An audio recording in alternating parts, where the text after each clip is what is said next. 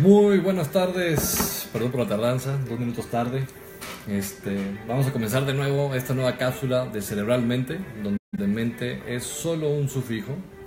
Y vamos a hablar de un tema increíblemente interesante. De hecho, denme un segundo, porque bueno, te voy a traer unos dibujos que están por acá. Porque vamos a hablar de cómo el cerebro se conecta. Y lo más importante, creo yo, que hemos visto en estas últimas cápsulas es tener como una concepción muy realista de quiénes somos como seres humanos, como especie, de cómo todo lo que somos, todos nuestros sistemas y órganos nos van definiendo, y entre más conozcamos sobre cómo funcionan estos, tenemos más posibilidad de tomar decisiones más realistas y adecuadas y saludables. Lo que vamos a hablar hoy es de el conectoma humano. El conectoma cerebral es un término que hemos inventado básicamente como de hace una década, poquito más, por ahí de 2005. Hay varios papeles importantes y estudios publicados muy clásicos a principios de este milenio, que justo se enfocaban especialmente, no es un tema nuevo, es un tema que lleva a lo mejor 150 años,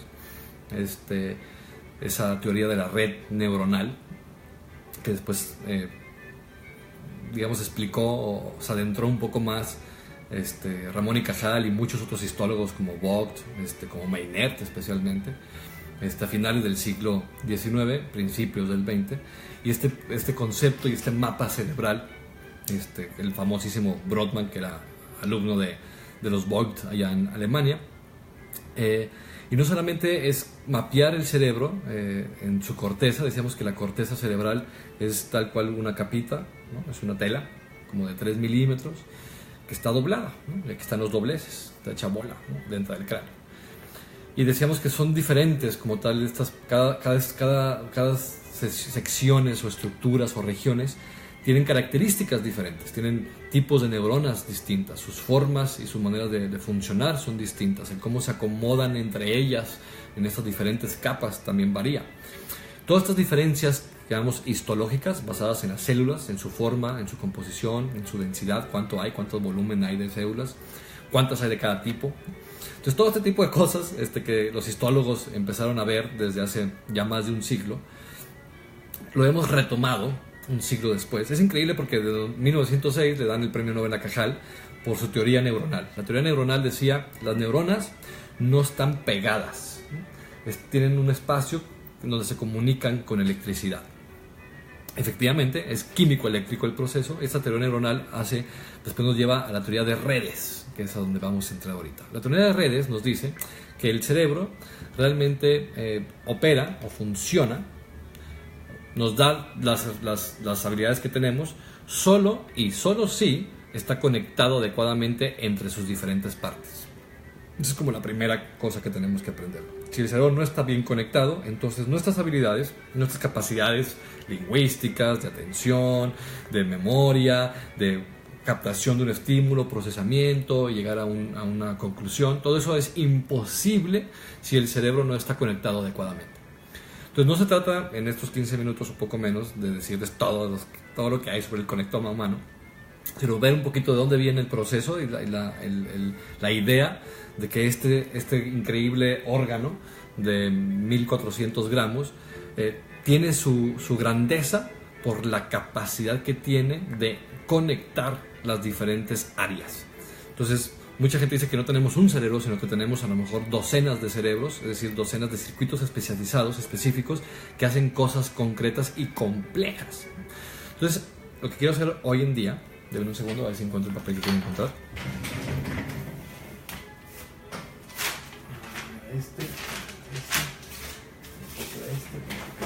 Sí. Y ahí voy. Entonces, está mejor. Entonces voy a mostrarles diferentes dibujitos. Mejor espero que se vean relativamente bien. Yo sé que son muy pequeñitos. Lo que buscamos es tal cual encontrar maneras y patrones de cómo el cerebro puede conectarse, y más o menos hemos visto que en los últimos años la corteza cerebral la podemos más o menos dividir en unas 150 regiones. Es decir, cada hemisferio Solamente la corteza, no estamos hablando de núcleos abajo de la corteza, decíamos esos núcleos para movernos, demás, solamente la corteza la podemos más o menos dividir en 150 regiones. Esas 150 regiones están conectadas entre sí, no todas con todas, y esa es la maravilla de este proceso, es decir, hay un orden, no está al garete conectado todo con todo, sino que están conectadas ciertas regiones con ciertas regiones de cierta manera para poder producir información y capacidades y habilidades. Entonces, hay varias maneras en que podemos hacer estos mapas de conectividad, estos conectomas. Entonces, los conectomas básicamente los hacemos de dos maneras. Una, basadas en cuestiones estructurales, como decía ahorita, histológicas. ¿Qué partes de la corteza se parecen entre ellas? O sea, la parte de qué partes del lóbulo frontal son muy parecidos entre ellas, y entre más parecidos sean, más conectados están. De hecho, sabemos que la conectividad local, que son conectividades que están regionales, en regiones pequeñas, cortas, cercanas, es mucho más que las conectividades que tenemos con regiones lejanas. Y eso es por una razón muy simple, una cuestión de eficacia y de economía.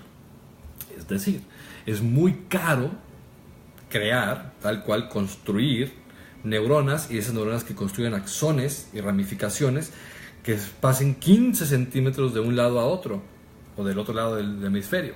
Es muy caro. Para empezar, pesaría posiblemente, si fuera así, si hubiera el mismo tipo de conectividades lejanas que cortas, estaríamos hablando de 10 veces más el peso del cerebro.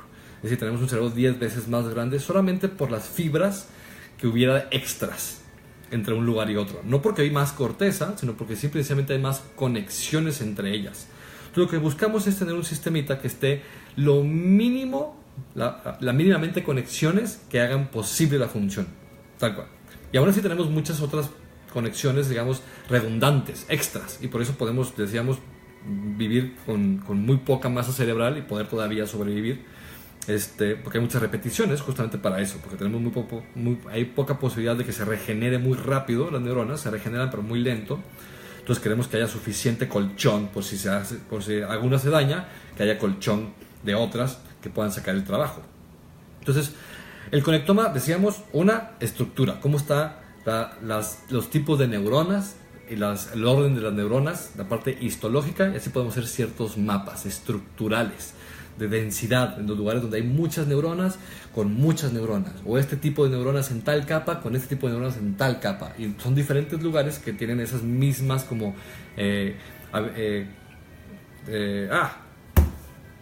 características, histológicas de tipo de células, y entre ellas se conectan más. La segunda manera en que podemos hacer este tipo de conexiones y eso es una cuestión estructural, es decir, podemos ver que las neuronas que están en una zona que se parece a otra zona están más conectadas estructuralmente hablando, es decir, hay más axones, tal cual, más, y podemos verlos de ese lugar al otro. Pero también podemos tener lo que llamamos conectividad funcional, y esto es bien importante y bien interesante, porque aunque hay muchos errores y no es perfecta la manera en que podemos medir nada de esto, nos hemos encontrado que no solamente importa qué tantas conexiones haya de un lugar a otro, sino cómo se activan los diferentes lugares con diferentes estímulos. Y muchas veces puede ser que no haya muchas conexiones estructurales, muchos cables, hay pocos cables, pero la actividad que se genera en dos lugares diferentes es muy constante cuando presentamos un estímulo. Ejemplo, y eso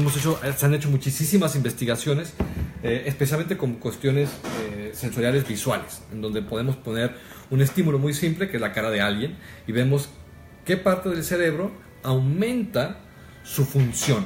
Y la manera en que medimos eso, básicamente es o midiendo aumento de consumo de oxígeno o de consumo de glucosa, que es lo que más básicamente consume el cerebro para activarse.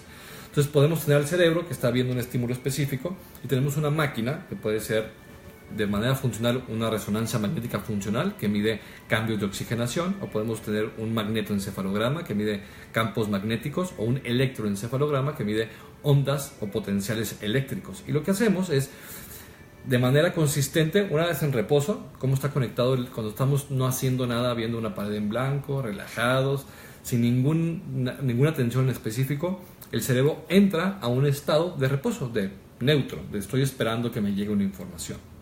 Ese estado de reposo hace que se activen ciertas partes del cerebro más que las demás cuando estamos en reposo. Y a ese sistemita le hemos llamado el sistemita o la red como tal de reposo, en donde es una red que se activa más en relación con las demás partes del cerebro cuando no estamos haciendo nada. Tiene unas partes que son frontales, ese circuito, y otras cosas que son posteriores. Y es muy lógico y muy fácil de entender cuando estamos no recibiendo ningún estímulo, ni auditivo, ni visual, ni sensorial. Entonces toda el área parietal, que es la que recolecta esa información y la asocia, el área parietal empieza como tal, se deja de recibir información en las partes sensoriales, y la parte parietal junto con el cíngulo se empiezan a activar, porque eso es lo que nos da la percepción nuestra, no del mundo exterior, ya que el mundo exterior no está captando nada. Entonces se mete a sí mismo, empieza a tener información solamente propia del cerebro, y eso lo llamamos de reposo. Cuando está solamente, digamos, atento a nada en particular, automáticamente el cerebro empieza a poner atención a su cuerpo, a nuestro cuerpo, y se activan ciertos lugares en la parte del sistema límbico que están específicamente relacionados con nuestro concepto de yo, con nuestro concepto de en qué estado emocional estoy. Por eso la gente, cuando tiene mucha angustia o mucha tristeza, lo que quiere es buscar actividades para que se le olvide la emoción cuando está en reposo, que no debería de suceder. En reposo no tendríamos que tener ninguna emoción negativa, pero cuando tenemos un problema,